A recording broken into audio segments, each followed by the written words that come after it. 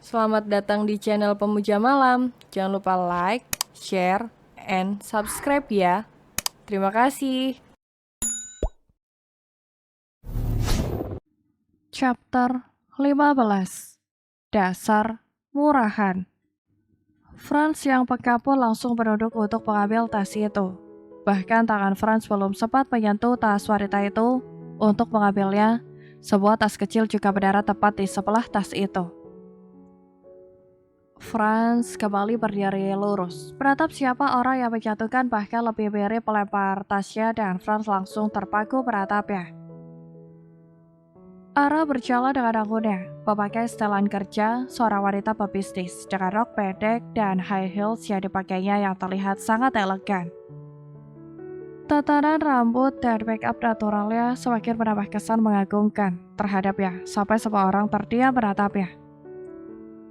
Hilang sudah tampak anak-anak yang melekat pada diri Ara saat gadis kecil itu berpakaian kantoran dan berjalan anggun, diikuti beberapa pengawalnya layaknya seorang CEO. Franz tersenyum lebar lalu mengambil tas gadis kecil yang beberapa hari ini sudah mengacaukan perasaan dan hatinya.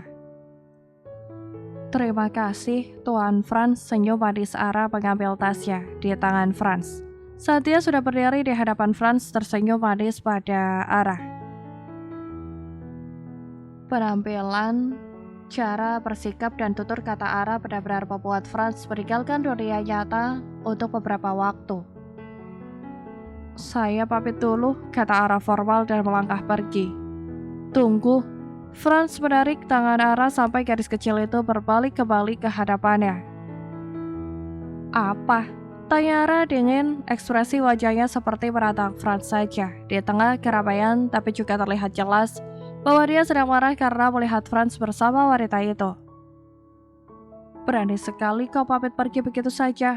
Setelah apa yang kau lakukan padaku seminggu ini, kata Franz penuh penekanan. Ara mendongak menatap Franz dengan dingin, penuh intimidasi, tapi membuat perasaan Franz semakin tak karuan saja. Aku bukan Ara, kata garis kecil itu pada Franz. Mark mengambil tas wanita yang tadi tak sengaja ditabrak Franz lalu memberikannya dan ikut berdiri di dekat Franz. Bersama beberapa teman mereka tadi, sedangkan wanita itu langsung pergi. Benarkah kau bukan Ara? Tanya Ray menaikkan sebelah alisnya menggoda gadis kecil itu. Rose, panggil Richard pada sekretarisnya yang berdiri tak jauh dari mereka. Iya pak, kata wanita itu dengan sopan menghampiri atasannya. Kau peluk Franz sekarang, perintahnya merujuk Franz. Tapi pak, dia ingin membantah, tapi tatapan mata Richard membuatnya terdiam karena berupa ancaman. Pendengar itu, mata Ara langsung menyipit, menatap wanita itu dengan detail. Tapi Ara yakin tak mungkin wanita itu mau. Tapi...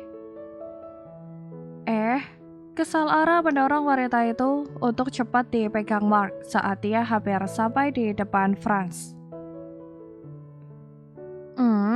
Gumam manja dan lucu Ara, merengek sambil memeluk Franz sangat tak rela sekali. Senyum yang sangat lebar di wajah Franz membalas pelukan gadis nakal itu dengan perasaan yang begitu tak menentu. Sedangkan teman-temannya Franz, udahlah jangan ditanya lagi, ekspresinya beratap gadis pajak itu. Makanya jangan gitu, nanti Dedi pergi sama orang lain aja kalau terus kamu tinggalkan tanpa kabar. Bisik Franz dekat telinga Ara, karena mereka masih berpelukan tak peduli tatapan begitu banyak orang. Ih, dasar murahan, kata Ara melepaskan pelukannya dan menatap Franz tajam. Orang-orang yang berdiri di sana hanya bisa menutup mulut dengan tangan mendengar ucapan Ara pada Franz. Jangan pergi, senyum Franz memegang tangan Ara yang hendak melangkah pergi itu. Gak mau, benci sama Dedi, kata Ara menarik tangannya tapi Franz tak mau melepaskan. Ara, jangan salah paham dulu, dengerin penjelasan Dedi, kata Franz hangat. Ara sibuk, gak punya waktu, kata Ara dengan dingin. Baiklah, ibu yang terhormat, maaf kalau aku membuang-buang waktumu, kata Franz melepas tangan Ara. Itu kau sadar, Tuan, jawab Ara lalu melangkah pergi, entah apa yang terjadi padanya seminggu ini. Franz merasa Ara sangat jauh berubah, hanya saja untuk sifat dia masih sulit mengendalikan sifat aslinya.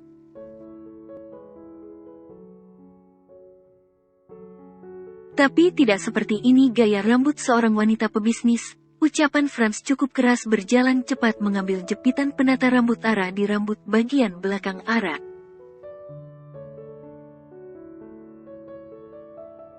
Sehingga langkah Ara terhenti dan mereka benar-benar menjadi sorotan semua orang kali ini. Ara menatap sekeliling, ternyata semua orang tengah menatap mereka mendengar suara Franz. Begitupun Franz, dia tidak menyangka akan jadi begini, padahal niatnya hanya iseng mengerjai Ara. Karena dia sangat merindukan candaan dan kejahilan Ara, tapi kalau sudah begini kan jadinya asing, apalagi mereka di tengah suasana formal. Ara mendongak menatap Franz, tak peduli lagi dengan orang lain, lalu tersenyum dan mendekati Franz, membuat Franz semakin tak tenang dalam diamnya. Sepertinya ide jahil Ara meluap-luap sekarang. Dengan penuh semangat Ara berjalan santai mendekati Franz, bahkan dengan berani meletakkan kedua tangannya di dada Franz, lalu tangan nakal itu semakin ke atas memainkan dasi hitam polos yang dipakai Franz. Ara, ucapan Franz bergetar, entah apa yang akan dilakukan Ara. Franz juga tak menyangka kenapa situasinya jadi begini. Tangan Ara semakin ke atas dan tanpa Franz sadari Ara telah melepas dasi yang dikenakannya karena Franz hanya menatap Ara.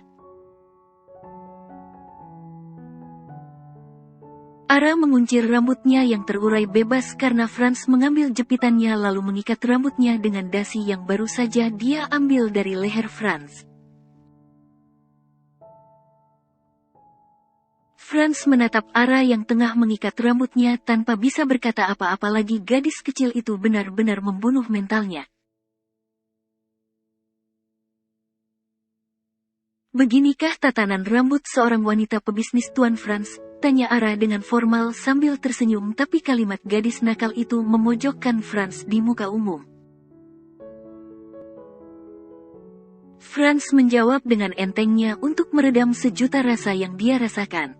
Bahkan Franz sadar betul kalau gadis nakalnya sedang ingin bermain-main dengannya di muka umum, tapi tidak akan Franz ubah permainan Ara menjadi jalan untuk mencapai tujuan utamanya. Bukan sayang, itu adalah tatanan rambut saat kita sudah menikah nanti.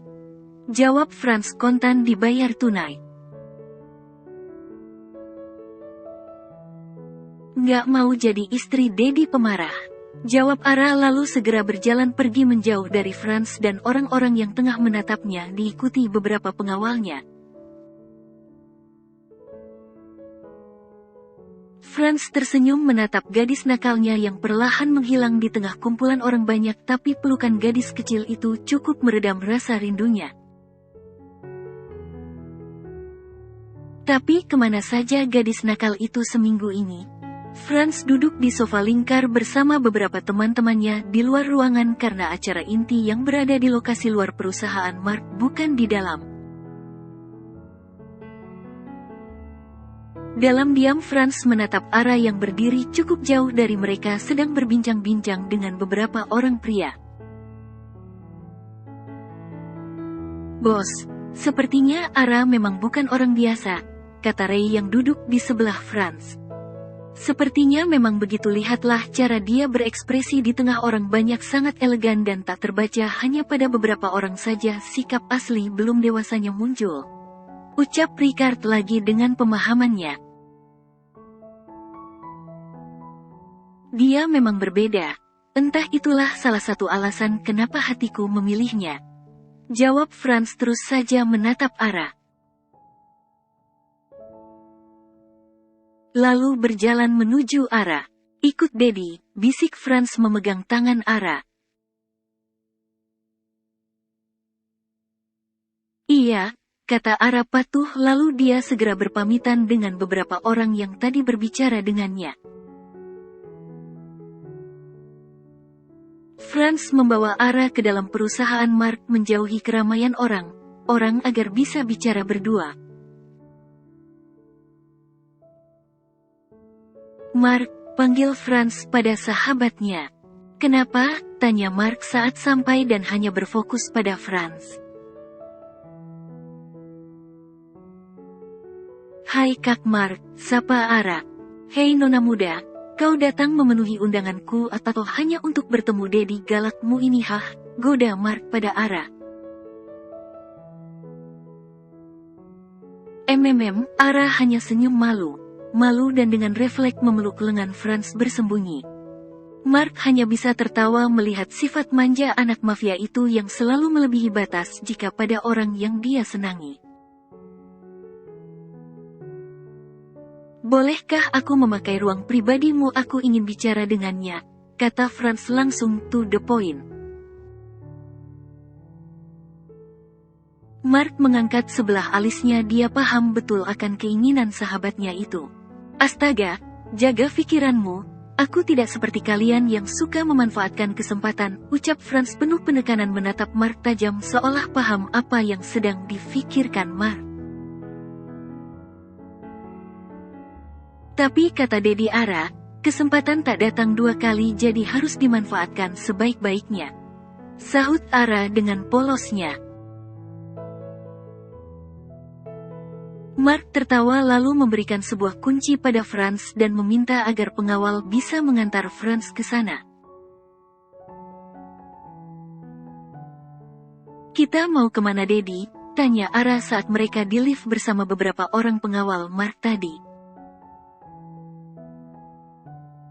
Franz tidak menjawab, dia hanya diam dengan wajah datarnya tapi tangannya tetap menggenggam tangan Ara.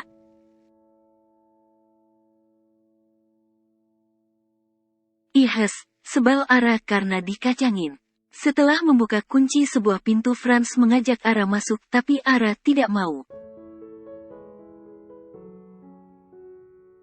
Masuk, kata Franz. Nggak mau, ini ruangan apa? Tanya Ara. Nanti kamu juga tahu, ayo masuk. Ajak Franz melangkah ke dalam tapi Ara tak mau bahkan saat Franz sedikit memaksanya dia berpegang pada gagang pintu. Ara Dedi mau bicara serius sama kamu, kata Franz. Bicara apa? Tanya Ara. Ya makanya masuk biar Dedi bisa bicara, kata Franz dengan lembut. Pokoknya Ara nggak mau masuk sebelum Dedi bilang ini ruangan apa, kata Ara bersikeras. Ini cuma ruang kerja Ara, lemas Franz membuka pintu ruangan itu lebar agar Ara bisa melihat isinya. Dedi mau ngomong apa? Tanya Ara saat dia sudah masuk dan berjalan memperhatikan ruangan itu dengan detail sedangkan Franz menutup pintu. Tanpa aba-aba Franz langsung memeluk Ara dari belakang melingkarkan tangannya di perut Ara membenamkan wajahnya di tengkuk Ara menghirup aroma lembut rambut Ara.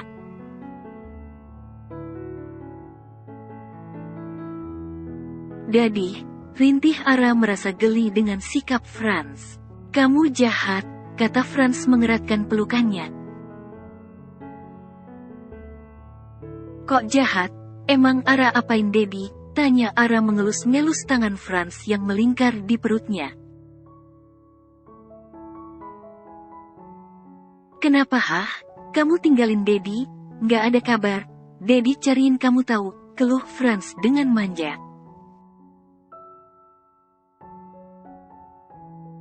Membuat Ara menutup mulut menahan tawa mendengar pria pemarah dan dingin itu berucap dengan nada manja. Ara memaksa berbalik menatap Franz walaupun Franz tak mau melepaskan pelukannya lalu berdiri di hadapan Franz dan menyentuh keningnya. Daddy nggak sakit kan? Tanya Ara. Daddy rindu, bukan sakit. Tegas Franz kembali memeluk Ara.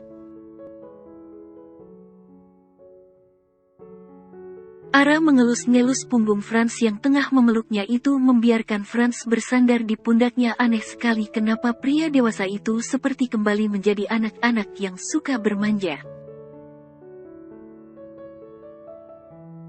Setelah sekian lama memeluk Ara sambil berdiri, jati diri Franz kembali dan yang ada hanyalah rasa malu saat ingat akan sikapnya pada Ara. Franz melepaskan pelukannya lalu menatap gadis kecil yang tertawa tiba-tiba itu saat Franz menatapnya. "Puas kamu ketawain Daddy," ketus Franz tiba-tiba emosi karena Ara menertawakannya dan akan kembali melangkah keluar saja. Ara memegang tangan Franz. "Daddy kok ngambekan sih?" Tawa Ara memainkan pipi Franz sambil berjinjit. Franz membawa Ara untuk duduk di sofa panjang dalam ruangan Mark lalu berbaring menjadikan paha Ara bantal setelah meminta Ara duduk. "Beginilah Daddy yang sebenarnya Ra, jika sudah sayang pada wanita." Jujur Franz menatap Ara yang mengelus-ngelus kepalanya. Ara pikir bukan Daddy tadi. Kekeh Ara. "Jangan menertawakan Daddy. Suatu saat kamu juga akan paham apa yang Daddy rasakan dan terima kasih kamu sudah mencairkan hati Daddy yang lama membeku," kata Franz. "Ara sayang Daddy," kata Ara dengan tulus begitu polos yang mengukir sebuah senyuman di wajah pria dewasa itu. "Belajarlah untuk mencintai Daddy cantik karena Daddy ingin hidup berdampingan bersama kamu," kata Franz memegang wajah Ara dengan posisi masih berbaring di pangkuan Ara. "Tapi Ara nggak mau nikah," jawab Ara dengan entengnya. "Kenapa?" tanya Franz langsung duduk menatap Ara. "Nanti Ara punya anak," kata gadis kecil itu menatap perutnya. "Ya apa salahnya? Lagian kan menikah itu untuk melanjutkan keturunan," jawab Franz dengan hangat. "Ara nggak mau punya anak," kata Ara dengan tegas yang membuat Franz tertegun. Awalnya Franz hanya berpikir positif. Mengingat umur Ara yang belum dewasa jadi mungkin dia berpikir punya anak hanya akan merepotkannya. Tapi setelah beberapa saat pikiran Franz berubah. "Kenapa nggak mau punya anak?" tanya Franz dengan penuh intimidasi menatap gadis kecil yang tiba-tiba menunduk itu.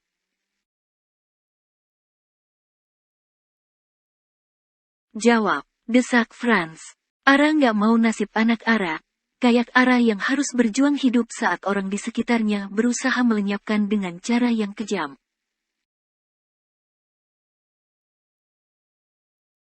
Bahkan Ara berulang kali merasakannya, takut Daddy, kata Ara penuh trauma saat ingat berbagai kejadian yang pernah dia alami.